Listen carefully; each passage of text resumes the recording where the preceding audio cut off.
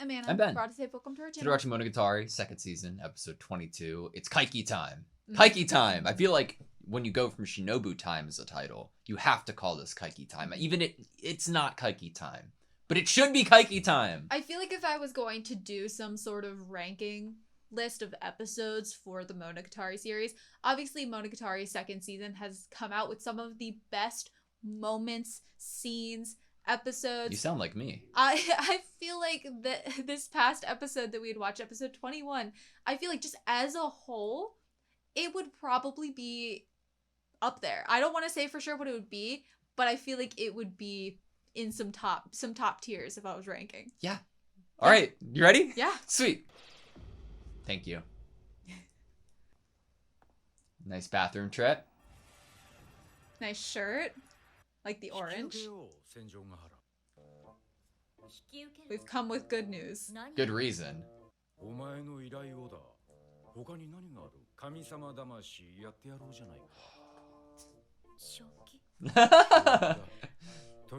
She's surprised. Look at her head tilt. She's probably trying to figure out his reasoning, right? Yeah.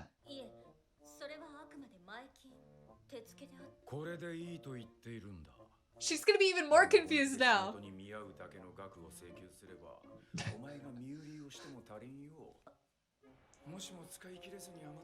Justified caution.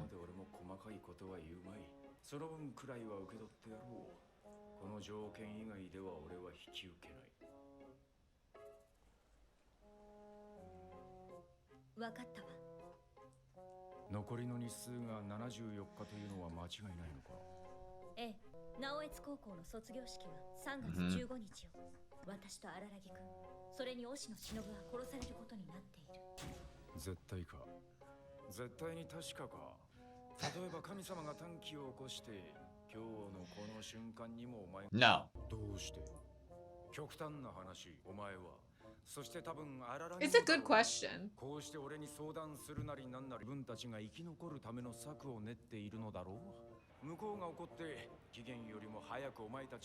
I love how specific Kaiki's being. You need to be. He cares. He needs to complete this job.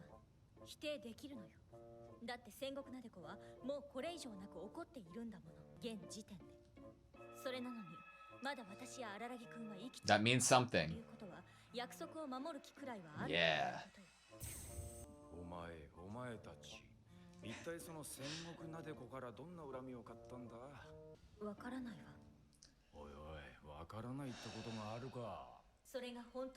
What a shot.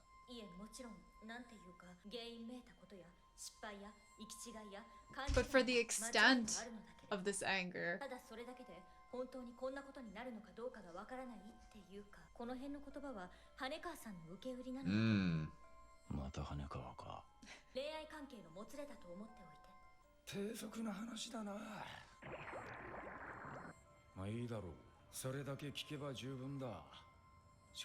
you need to kind of understand Nautico better probably to deceive.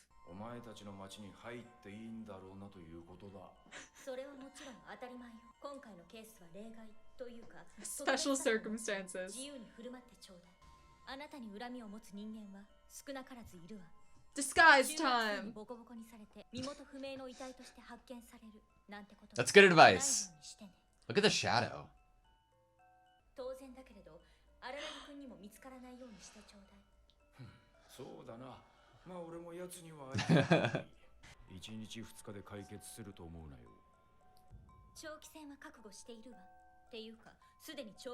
It already is one. I will stay in touch frequently.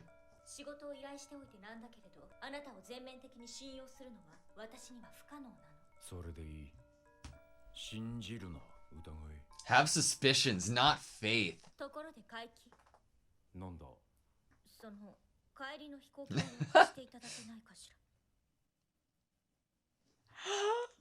Stop. It's like you're surprised. I was kind of feeling like scared that I would never get to see it again. Irrational fear.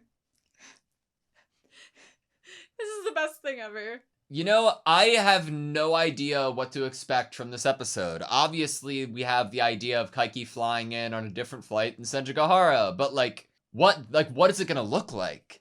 What's the approach?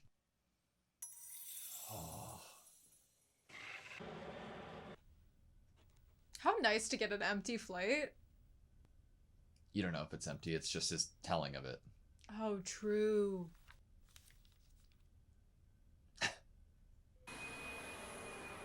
This just feels special, doesn't it?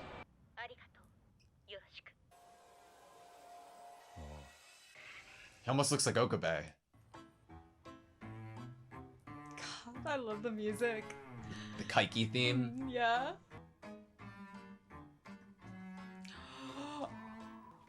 Okay. Oh my gosh.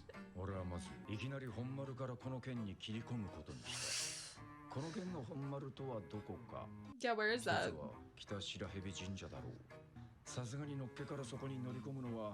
Right. The other enemy headquarters first. School? Home.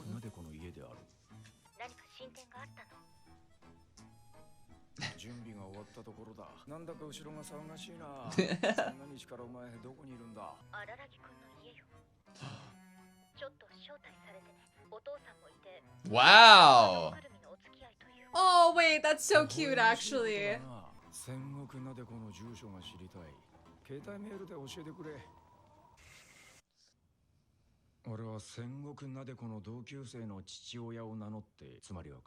Ooh. We know how she feels about her classmates.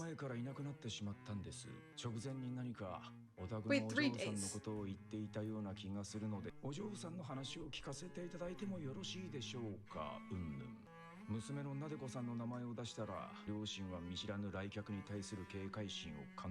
Nice play. So we can deceive her parents. Not a single thing about their daughter.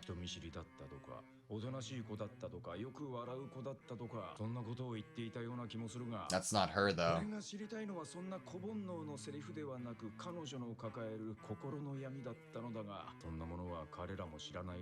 Or even wanted to know for that matter. That is so sad.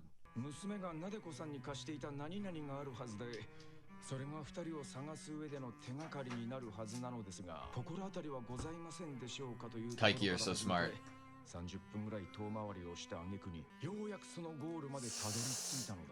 Talisman? Shoving a childish, cute impression into my face.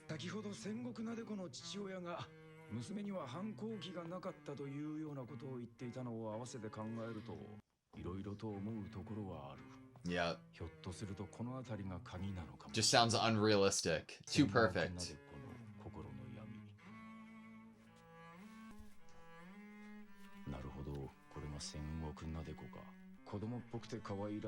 And creepy. Forced to act pretty. Wow.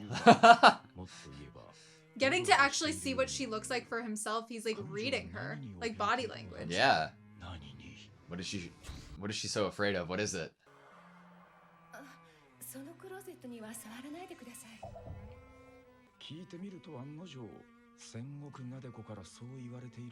More reason why we should open the closet.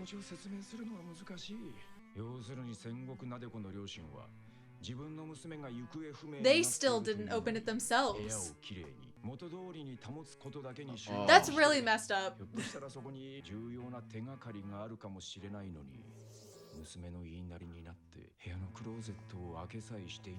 What a fucking metaphor. My favorite part is he started that saying it's hard to describe how he feels right now. Yeah.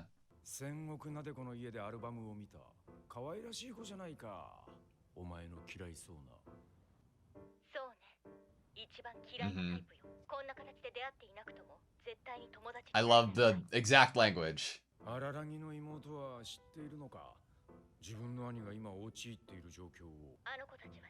Good. And Hanekawa again. Kambaru will. She found out. Of course she did. That's a meeting I want to see. さっき嫌いなタイプとか言ってはいたが、なんというか Anecdotes もう mixed 少し in. エピソード混じりの感想を聞きたい。それが私は直接戦国なでこに会ったことはないのよ。電話で一度取引というか会話をしたけれど、それだってもう彼女が人間を辞めた後のこと。そうか、なんとなく分かってきたよ。お前の置かれているわけのわからない状況ってやつが Incomprehensible 正気 situation. を保っていられるな。 I'm amazed you're still sound of mind. まあ、俺に助けを求めるくらいだから、お前は案外素直ないのかもしれない。とりあえず、俺はこれから戦国なでこに会ってこようと思う。北白蛇神社に行けば会えるんだよな。荒木くんが5回に1回くらい会えるのかな。 So he's been going to visit? 帰ってくるんだけど Or 神社の境内で鉢合わせなんてのはごめんだぜ。行かないわ。だって今夜は私と。まあ会えなきゃ会えないでもいいんだ。とりあえずは現地を見てみないと話にならないというだけでな。 I almost hope she isn't there the first time. 彼女を騙すだけの材料はもう揃っているの。全然。それに案外話し合いで解決できるかもしれない。 Do you think we're gonna get to see it this episode? Oh my god. 1 in 5 times Oh. Aragi sees her? Snake landscape. Look at the composition.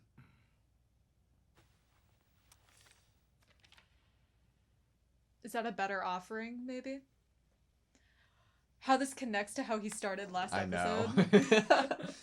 Just devoid of the people. Oh.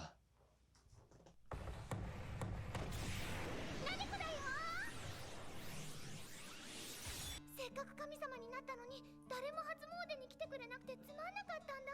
おじさん、なでこの話し相手になってよ。1万円、1万円。 Yeah, nice offering. ありがとう。 She seems happy. She must be happy. Mm-hmm. おじさんというのをやめろ。俺は怪奇霊衆という。考えてみればこれは失敗だ。 Yeah, we're being Yeah, completely what- transparent. なでこは俺がこの町で行った詐欺の間接的な被害者で。 Why are we making mistakes? 怪奇さん、怪奇さん、怪奇伝習さん。おじさんなんて言ってごめんなさい。うん、よく見たら若いよね。若い。 He's just tired. きっと俺の名前を聞いていて知っているはずだ。しかしそれをもう覚えていない。 Must have heard of me, but doesn't remember it anymore. 自分をこんな状態に追い込んで Oh. 今となっては忘れている。忘れられないようなことを普通に忘れるのだこいつは。その代わりどうでもいいこと、例えば子供の頃友達のお兄ちゃんに優しくしてもらったこととかをいつまでも覚えている。 Don't matter. 物事の重要性の Her 順序 priorities all mixed up. この娘の中ではしっちゃかめっちゃかになっているのだと。なでこはね、今3月になるのをずっと待ってるんだ。言っていいのかな、ちゃおうかな。その頃になったらね、なんとな好きな人をぶっ殺せるの。神様だからやっぱり頼み事は聞かなくちゃって思ってね。 Really fulfilling her role. 最近は強くなってきてるけど、我慢我慢。俺はそんな心にもないことを言って話題を合わせる。 I feel that. この娘がとても哀れに思え、否定するようなことを言えなくなってしまったのだと思ってくれていい。 You're free to believe that. どうして誰も来てくれないんだろう。せっかく神社が新しくなったのに。あるいはサービスが足りないとか。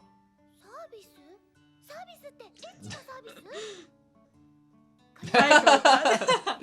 Good, good. 上半身裸になってブルマを履いたらすっごく喜んでくれたよ。何をやっているのだ。 Good question. Is he a criminal? 水木となでこがもだえてたのもすっごく嬉しそうに。 Kaiki's gonna be ignoring so much of what's said. お前は暦お兄ちゃんのことが好きなんだな。大好きだよ。だから殺すんだ。ぶっ殺すんだ。暦お兄ちゃんの恋人のなんとかって人と幼女奴隷のなんとかって人も一緒に殺すんだ。お前人間に戻れるとしたら戻りたいか。いや、人間に戻ったら暦お兄ちゃんと恋人同士になれるとしても。なでこはね、もう片思いでいいの。 That's so dangerous. ずっと続けられたら、それは両思いよりも幸せだと思わない？怪奇さん。そうだな。暦お兄ちゃんは何度もこの神社に来ているのだろう。だって暦お兄ちゃんはなでこにわけわかんないことばかり言うんだもん。よくわかんないから追い返すの。暦 Chase him お兄 away. ちゃんを殺すのは3月だって。だからその時に来てって。最初の頃何人か来たは来たけど、なでこが出て行ったらみんな逃げちゃうの。 I guess that makes sense. 逃げなかったのは、それに賽銭箱にお金を入れてくれたのは海木さんが初めてだよ。だからありがとう。みんながお前を見て逃げるのはお前の姿が不気味だからだろう。その髪は怖すぎるぞ。不気味だとか怖すぎるとか Stuff she's never heard before, I'm sure. 初めてだな。みんななでこのこと可愛い可愛いってしか言わないんだもん。この子にとっては可愛いというのはもはや褒め言葉でも言われて嬉しいことでもないのだ。むしろその言葉で多くの行動を制限されてきたのだろう。だから侮辱のようなともすれば悪口が一周して嬉しかったりするのだ。確かに It means な something. らば人間に戻らずこのまま神様を続けている方がこの子のためではある。 She's better off this それ way. を思うと気が重くなりかけたが Made me a little reluctant.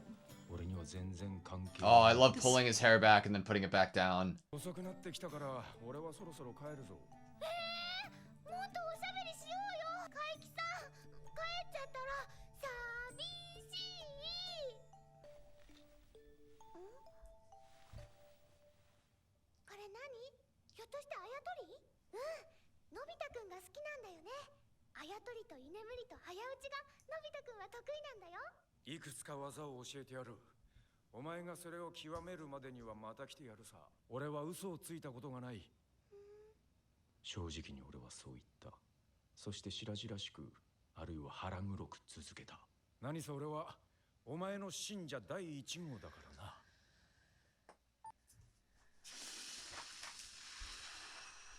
Did you ever play Cat's Cradle? No, I love it. I'm feeling sad. Like emotional. There's a lot. Yeah.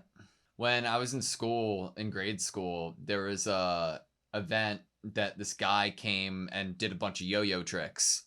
And afterwards he sold yo-yos to everyone. And everyone bought yo-yos, and at like gym time, and we all went out to the field, everyone was playing with yo-yos and like, you know, like walk the dog, do yo-yo tricks. And I love yo-yo. Yo-yo is cool, but at the time, I cut the string off the yo-yo, tied it in a knot, and just played Cat's Cradle instead. I don't know why. I was delusional, but You wanted to be different from everybody else, it seems. cute, not creepy. Maybe I did want to be creepy because it meant more. Oh, I'm sad. アンヨが上手と言いますが、言うかな今も。この言葉ちょっと面白くね。アンヨが上手って魚じゃんみたいな。 What? 上手のだから魚なのに。Dratini? このことだぜ。このことではないと思うけどね。アンヨがムカデと言うべきだぜ。言うべきではないと思うけどね。 Oh my god. Pokemon Monogatari crossover is not something I expected. Okay, that was Monogatari Second Season, episode 22. First of all, just getting, like, if our mood seems down or not just, like, super excited, I want to get it out of the way. I adored this episode. I loved it so much, and it was consistent with how great last episode was. I think that my energy being a little bit down is a testament to Kaiki's understanding of the genuine truthfulness of the situation that Nautico is in. I feel like I was transported back in time to Nautico's section Yep. of Monogatari Second Season in 1000%. terms of my emotions. If you've watched our discussions before, especially for Nautico's section of Monogatari Second Season, you know that I get emotionally compromised, especially with these kind of new looks into her as a character, how she feels, what she does to herself, and how she acts, how she thinks. Everything about it, I get extremely emotionally compromised about it. And to kind of get to transport myself back into those feelings, I didn't really picture that that was going to happen, especially through a vessel or device that is Kaiki. I was not thinking that I would be transported back, and there were definitely lines, moments, thought process, just from having a character understand her or start to unpack her in the way that we have, that I have. through this journey of watching this show, getting to see it through someone else as they're kind of picking up these pieces and figuring it out with such limited stuff to go off of. I mean, this search for information that he goes on in this episode, clearly it's hard for him to really pick up on everything, at least initially, because it's so buried. It's so within. You know what's really interesting? There are terms that are thrown around that I could categorize as surface level or shallow and not that deep, like oh, cute, petty, simple, like in how we describe Nautico or her being, right? But I think Kaiki hits the nail on the head in the contrast to the reality of it, which is talking about how the parents, quote unquote, respected her wishes to not open the closet, and immediately afterwards, and I'm paraphrasing, so apologies, it's extremely difficult to explain how I feel right now. Mm-hmm. And it makes me emotional thinking and talking about it, because you wouldn't necessarily, like, when you're talking about something that is simple or easy or not that deep, you wouldn't necessarily categorize it as something that would be hard to unpack or deeper than it would appear. And that's what it is, and that's how tucked away and buried it is. And because of that, there's a lot more added emotion and weight and reality with it. There's so much more added emotion and weight to have a character say, I'm not gonna unpack this for you, the viewer who's watching this, almost like a breaking the fourth wall. Normally they would unpack it. They would explain how they felt. You would write them to explain how they feel about Nautico's parents, about being in that house and witnessing what he witnessed. But to say, I'm not going to, after we saw you have a soliloquy last episode, powerful. I think that, like, narratively, directionally, you are saying, Kaiki is saying what we're saying, and we're saying it in a way that's truthful, but it's also, we're sitting in the reality and we know how we're feeling because we can see what the situation is. Is it saying I don't even need to explain? Is that also maybe what it maybe says? both. Yeah, it's like perhaps both in that way, because when you're in that house and very easily you are able to be like, oh, this could be the answer, this could be the route, and you are about to open that door and you're stopped and you're said, no, don't do it. And then you're realizing, who's telling me not to do it? The parents whose child hasn't been home, and this key factor of opening it could help them find their child, and I'm being told not to open it. Mm-hmm. Holy fucking shit. Like, man. Even more so, this visit to Nautico's parents' house, or her home, it doesn't even feel like that, almost in the same way that Hanakawa's house didn't feel like her house. But I remember while we were getting Nautico, there were times where I was like, well, I see some kind of little parallels here, but there is drastic differences in their relationships with their parents or the parental figures and how their parental figures are treating them. Like, on the surface, you would never say anything negative about how Nautico's parents treat her, but we see kind of what they maybe view as loving their daughter or giving her everything that she needs, complimenting her all the time, viewing her maybe as this perfect, beautiful thing. These labels that they're putting on her, these hopes they have for her, are becoming a weapon. You know what it feels like? It feels like with Hanakawa, her pages were blank. Senja Gahara had Full Metal Alchemist on her pages, and Hanakawa's pages were blank. But at least their books and their pages were on a desk. And Nautico's book and pages is locked in a closet. And that's the difference. Because where there was nothing from Hanakawa, and that is its own sadness, there was something written on a page, but it's locked away and it's not allowed to be taken out right now. They don't know, or did they even want to know? Yeah. Being kind of a questioning. It's emotional, yeah, obviously. It really is. The idea of this what is kind of scarier, what is creepier. Honestly, using the word creepy to describe Nadeko by Kaiki takes me back to how Oshino spoke about Hanakawa. You know, word choices we wouldn't have as viewers readily attached to these characters, but hearing kind of their perspectives or them latching onto what they view the parent or someone else's perspective or feelings about the character would be, to have these words being thrown out, obviously Nadeko definitely views these insults way more positively. Let's read the lines, because holy shit did it hit me. To her, being called cute is neither a compliment nor does it make her happy. In fact, I'm sure that word has placed a lot of restrictions on her. That is why insults actually bring her a great joy instead. It's hard. It's kind of interesting. During the episode, even as it's ending, I'm thinking about everything I want to talk about, and I'm excited about how cool lines are, or like how cool earlier sequences with Senjigahara were. But immediately as we started the discussion, like I'm just filled with like so much sadness about it. Man.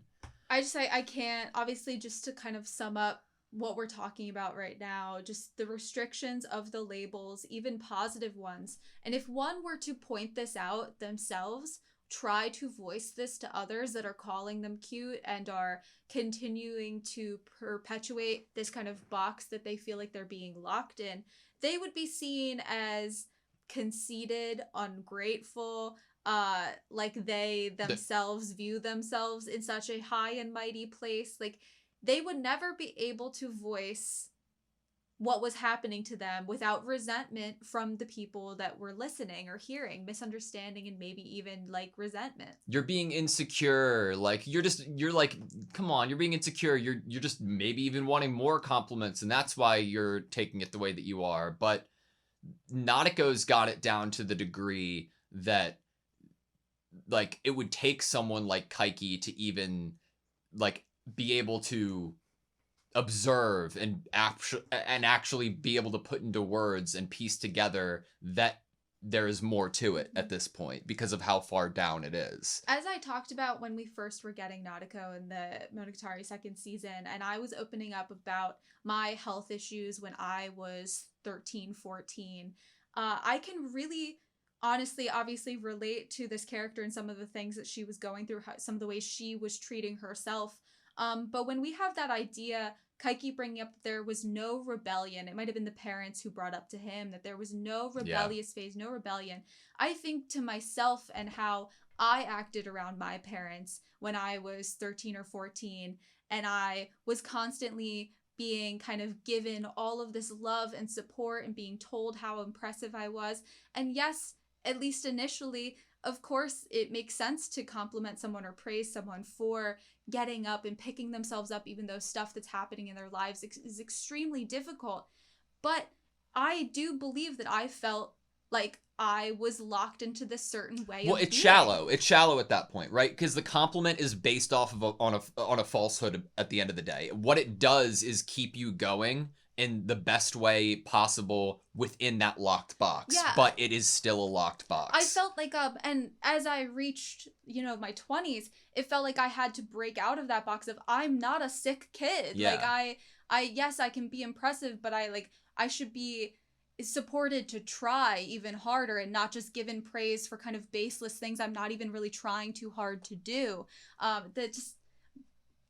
The defensiveness I felt initially as a teen to maybe keep up these appearances that were so favorable to everyone else that was looking at me, I just, as soon as the no rebellion line was brought up, because that is how I would have been described, is the kid that did everything right, perfectly, and nothing but compliments to describe them. I mean, if you ask my older brother, he would probably say, because he got to watch, how I was treated, how I acted, he would probably say that I was kind of acting as and was the perfect kid. The internal subconscious even realization that what you're getting, albeit good and compliments, doesn't fill the hole that an honest version and the best version of yourself could be getting is profound and true. It like doubles down the making it hard to ask for help. It's hard to ask for help if you've been continuously put into this box of being perfect, serene, quiet, timid, cute. But it's also difficult with the added layer of the parents maybe not even wanting to know the truth themselves. When you have these two things, the parents wanting you to be a certain way, and then you also being scared to break out of that yourself and everything that's been built around you and how you have existed until now, it's so hard to get help then, because everything's working against you, and it almost feels like no one will like you. You won't even like yourself. You don't even like yourself. You're adding to the reason every day that you would act in that way, you would be adding to the reason that you shouldn't be changing, because you are continuously getting praised and reminded that what you're doing is good. So after all of those days compound and you do want to make a change, the inherent feeling you would have is nothing but doing the wrong thing, even if it was right. And it would feel easier and feel safer because everyone around you is happy and everyone sees your smile and they think you're happy. I think honestly one of the biggest takeaways is the idea of her being thought by her parents as the ending line was obviously timid and stuff was said, but the smile being kind of the ending line, that she always was smiling.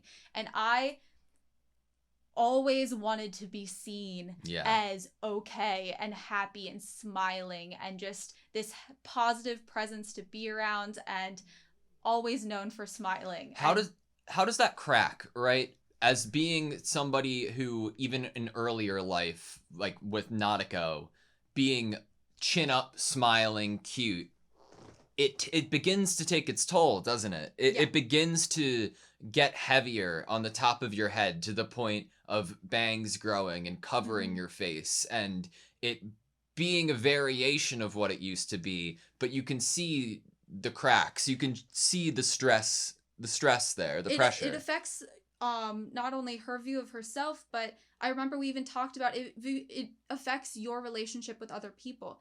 We have the idea of like, yes, Kaiki's here because he's at her house pretending that his made-up daughter, was friends with Nadeko.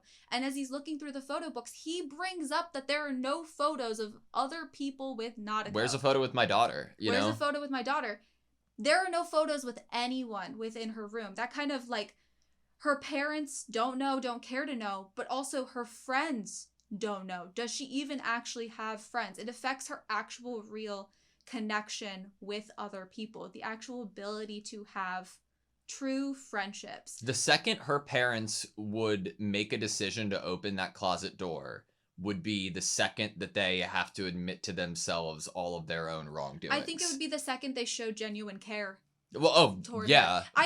I'm not gonna promote rifling through your children's things and spying on them. But it's metaphorical, but your kid's right? Been missing for days. Yeah. Like, it's a metaphorical, obviously, for the most part in this well, episode. it's not. It's obviously like, I'm somebody who needs to know what's in a treasure box. Literally, there is something behind the closet, but it also doubles as what she really is. Like, and it really could be nothing. There could be literally I think nothing there's something. other than... There has to be something. Okay. Well, I think there could be nothing other than clothes, especially with that idea of the things that she remembers are the things that are not even that important. And so it could just be like, don't open that closet, and it's just a silly thing that means nothing. But it would be interesting if there was really something. No, there in that is going to be closet. something, and even if it is closed, you know what kind of clothes it would be. The Clothes polar that don't opposite of fit. anything Nautica would have ever worn, and that's why it's locked away. It doesn't fit the narrative of being cute. I love that idea that it's things that maybe it's stuff that she had gotten herself when she attempted to have friends, and then her mom said she didn't like it. Maybe it's stuff that she has acquired over the years that she would, because she liked it, but she never felt like she could. This is what I was trying to say earlier in terms of comparing it to Hanekawa. Like, Senjugahara had a notebook that was drawn in. Hanekawa had a notebook that was blank. That was Hanekawa's problem, that it was blank. Mm-hmm. I think that Nadeko has a notebook that's written in, and it's not blank, it's written in, but it's in a closet locked away. And that's why it's different, and that's why it's its own stress and pressure. And so obviously we've talked about from Nadeko's end of things why things were so heavy in this episode for us and our understanding of them. But some of Kaiki's lines really... Man, Kaiki, his observational and deduction skills are portrayed phenomenally. Like, you'll watch shows like Monk or Psych, and they're great. And you'll watch other detective shows that are amazing, but a lot of them, while entertaining, have to lean on the idea that somebody has capabilities that are above human average or superhuman even to some extent. And I don't think the ones that I named off are necessarily superhuman or anything, right? It's somebody with OCD and somebody who was trained by their parents from a very early age how to deceive people and be observational to a very, very specific degree. I think that the depiction and information that Kaiki was given and how he had thought through it on screen was brilliantly executed, because there was no questions. It all fell together perfectly, from somebody who had no information about somebody talking to somebody who's never even met Nadeko and only had a call with her when she was already a god. This wasn't about telling the viewer anything new.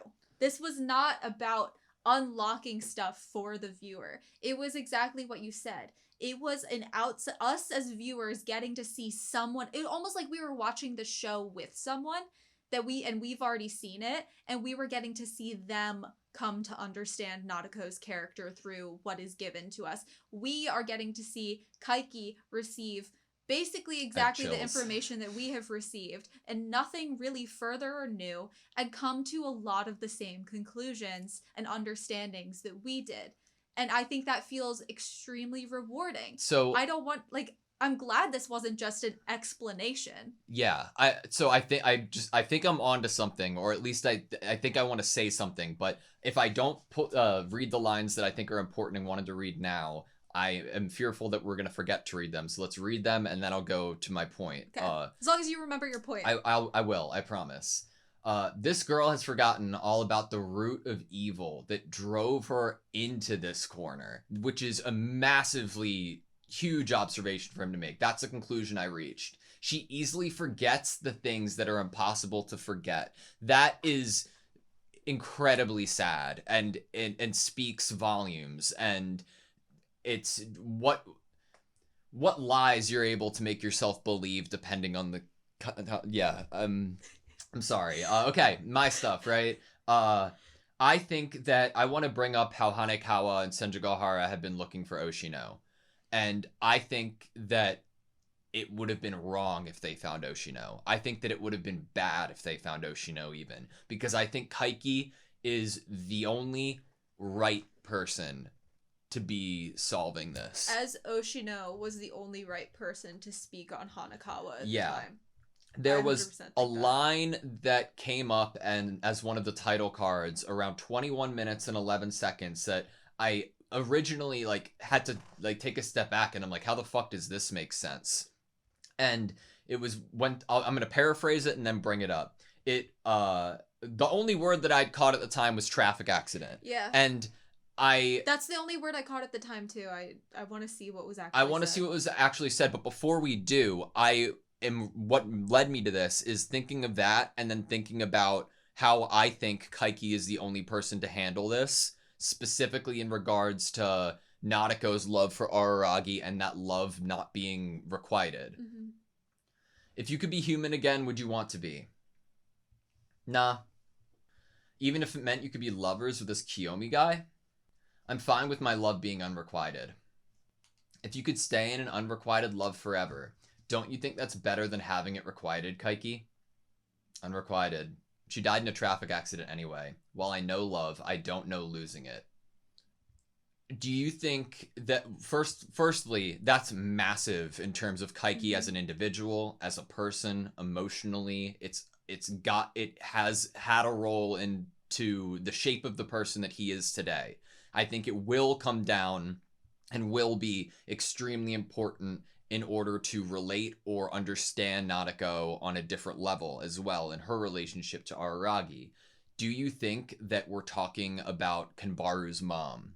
And do you think Kanbaru's mom died in a traffic accident? And do you think Kanbaru's mom had a one-sided potential relationship or love with Kaiki's admiration for her? Do you think that if that is even true, or even if it isn't, to theorize or suggest that it could be for a second, could that apply to the last motivation that pushed Kaiki in the bathroom last episode to agree to this plan because it connected to Kanbaru? And that would be something that wasn't said last episode to have more importance on that Kanbaru connection because of his potential connection with her mom. Well, it's definitely, I mean, there's sympathy and there's empathy as separate words for a reason. It's much easier to latch onto something and maybe agree to help someone if you can very directly understand what it is that they feel or the situation at hand. Like, if you're being asked to help someone who's in a loving relationship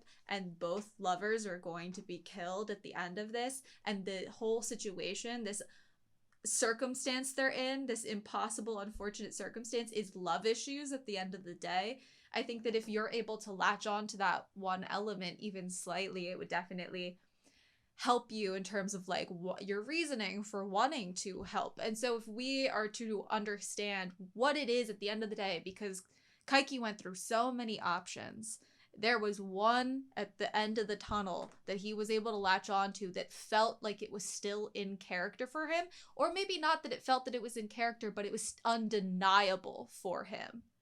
And he was willing to, they always say like willing to risk it all for love. Is love something that Kaiki would be willing to break his character for?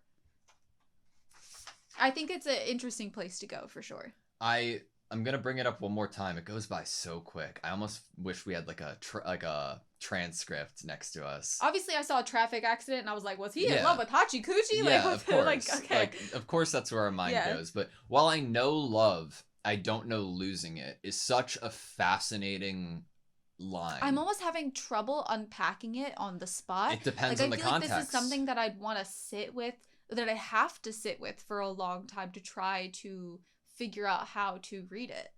It depends. It's completely depends on the context, and that's what makes it so profound, I believe. Like, you could go the easiest route with it, that is the silliest of like, well, Anna, I love you. You're not dead, so I don't know what losing love is. Or Anna, I love you, and you didn't leave me, so I don't know losing it, right? But like, I think if someone dies, is it really losing love? If your love for somebody hasn't come to fruition and blossomed, and before that happened, somebody's lost their life, is that not knowing what losing love is? Yeah, it's definitely, someone dying in a traffic accident is a very different situation than someone getting a girlfriend. Yeah. And choosing to not be in a relationship with you.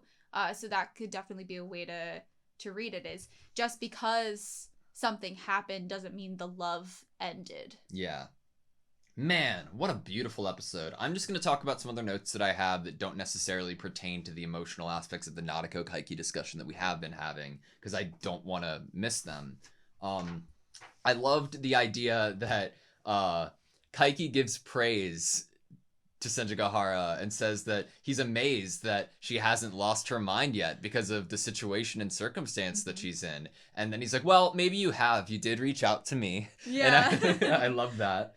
I'm like, how is she able to have multiple phone calls with him when she's literally with Araragi? We're keeping this a secret from him. Does he take long trips to the bathroom? No. Like, what's going on? It's a family bonding experience. And she's leaving the room? Everybody else is playing like Heads Up or, a board game, and she's leaving to go to the bathroom for a second, Okay. I hope we see the other side of it someday. That would be so funny. But it really fits, honestly, if I think about it. Just this is a nice little takeaway that means nothing for the plot. Aragi's parents and family being the type to want to invite Senjigahara and her father over for bonding makes so much sense to me. I really see them wanting to connect with their child's girlfriend and the girlfriend's parents, father. Especially because of everything that they've been doing together and how much it has been. So I was going to say what my favorite line this episode was, but I think it has a contender now going forward with the "While I know love, I don't know losing it" after reading that on screen, because that's absolutely beautiful. But it comes much earlier on in the episode when we're talking to Senjigahara and we get the idea that Kaiki without Senjigahara is shocked and dumbfounded seemingly, or maybe just like curious, is like, where's your angle at here? And while that's going down, Kaiki's like, so we can consider this an exception, right? And she's like, what? And he's like, that I can be allowed into your town, right? Mm-hmm. We get the idea that, okay, yep, of course, it's an exception. Just don't let Araragi find you. We get all of the different, even though we haven't left, the Airport, restaurant or the cafe in the airport, we're getting the aquarium, we're getting a temple, we're going so many different places because we're hearing it all from Kaiki's point of view. And then Senjigahara says, I know it's odd to say this after making a job request, but it's impossible for me to fully trust you. Which makes sense. They've had wait, I know what line you're about to bring up. They've had a long history and a complicated history, so it makes sense to say that. But Kaiki, that's fine. Have suspicions, not faith. Man. What a fucking great 2 episodes we've watched. I feel like Kaiki's coming into this role of being like, obviously he had a horrible kind of influence and interaction with children of this town, middle schoolers, but what he's doing now as a character and the way he views other adults that are interacting with the kids in this story and the things he won't explain to us of how he feels about how they might have acted. So cool to see this perspective for him, kind of get to know his character so much more through this. The way he even views the world, maybe it could also tell you a lot about the more formative years, the making of Kaiki Deshu as a character, as a personality. I feel like there's so much reward coming out of this character in what we're seeing and the lines that he's having in this episode especially. I think Kaiki's a great character to apply what we've said about Monogatari. I think Kaiki is a prime example of you get more out of him the more you put into him. Mm-hmm. I truthfully think that. Araragi continues to go to visit Nadeko until the point of his almost death, and she's gotten to the point of ignoring him 1 out of 5, or I guess 4 out of 5 times. Yeah, she chases him away. Yeah. I think I have one kind of line that I feel like I would want to say, and then I have just one more like little point to bring up. Go for it. I feel like this is just currently a feeling. I feel like though we get so little of Araragi's parents and how the siblings were actually raised, since there's so much family dynamic and then even like examples of parents and children and how they interact and how they relate to each other, and then adult figures relating to and treating and giving advice to the kids in the story, I feel like though we've gotten so little of Araragi's parents, we've basically just got that one scene with his mom, really, it feels like. Because we've had so little, it's crazy to me that I still view, but through the characters of Araragi and his 2 sisters, I view the love, I guess, the parental love toward their children. I feel like though we're getting them, all 3 of the siblings, as these ones that will jump into action and save people and protect people and be reckless, yes, the ideals and values they have within Their parents them. are police officers, or mamas, right? And they have such positive feelings toward the work that their parents do, and they have such an actual good relationship as siblings together, even though Araragi had consistently tried to deny that he was close with his siblings to us, even though we saw such a different picture ourselves. I feel like we see kind of what the parents put into the raising of their kids. And think about Tsukihi for an example. We have that idea, I think specifically from like Yozuru, that idea of like, how would your parents feel if they knew that what Tsukihi really was?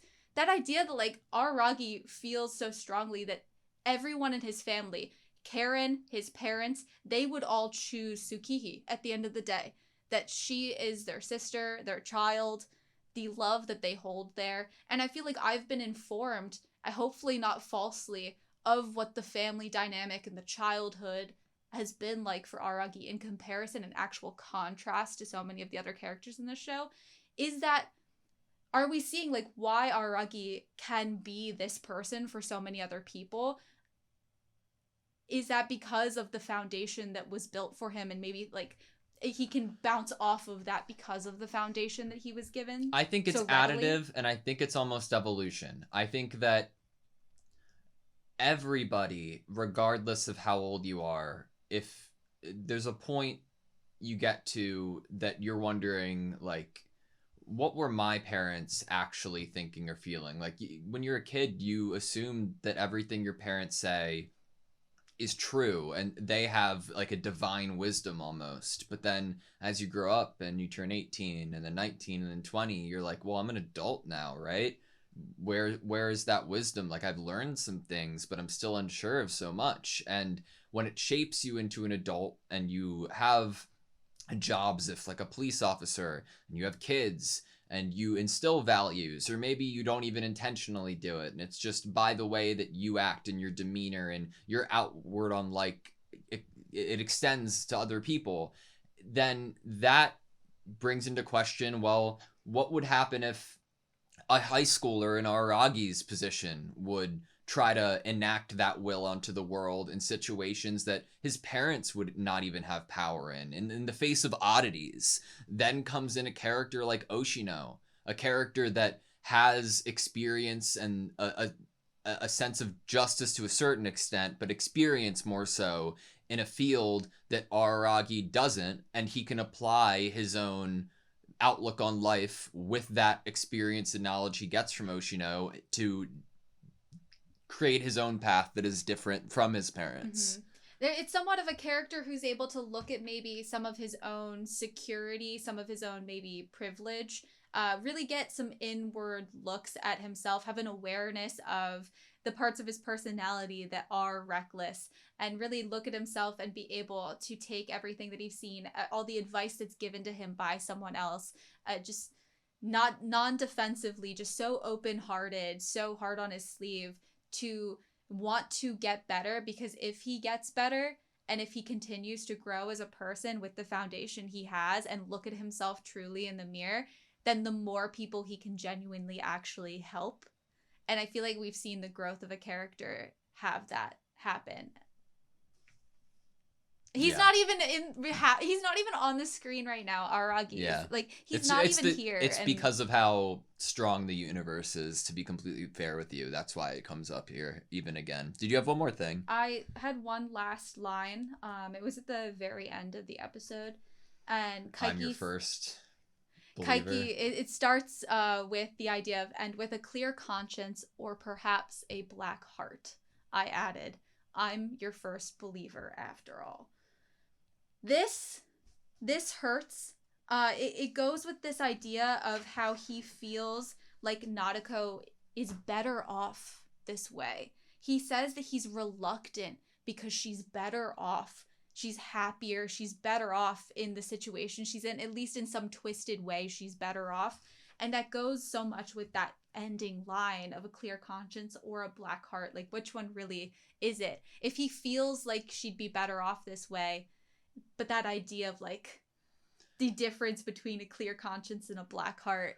I feel like such a fool last episode in the discussion when, like, I got the theory brain got, like, the better of me, and the idea that, the way to go forward maybe is, try to convince Nadeko that she isn't a god so that the phenomena comes back. That's doing such a disservice to every single thing of Nadeko's character. And well, because what we're getting at is, if she's better off this way, how do you even think about, we were never even thinking about or considering the aftermath or the future for this character. We had talked about what even would be a future. What's best for her. What's best for her, but also, is there anything for her after this? Like, would you have to kill a character if they had gotten to this position of threatening life and a godlike status? Is there redeeming? Is there giving her a life back that is a life that she would actually be happy with? I think that's so complex and so hard for me as the viewer in this position to even foresee how it's going to happen. And I feel like it's the debate that Kaiki's really going through with right now, because he's like, how do you really, he's seen the making of this girl and the darkness that she held within her, and he's seen how we've gotten to such a crazy situation, this incomprehensible situation is what he says to Senjikahara. He's seen it now, and I think he's thinking about that future of like, okay, but who actually saves her at the end of the day, or who actually helps her? What is waiting for her? What could be waiting for her? Is there ever true happiness for this character that is Nautiko? Well, with a clear conscience, or perhaps the black heart, Nautiko, I am your second believer. Let's open that closet. Yep. Let's make you. Mm-hmm. You good? Yep. Thank you guys so much for watching this video. Please like, comment, subscribe. We hope to see you next time.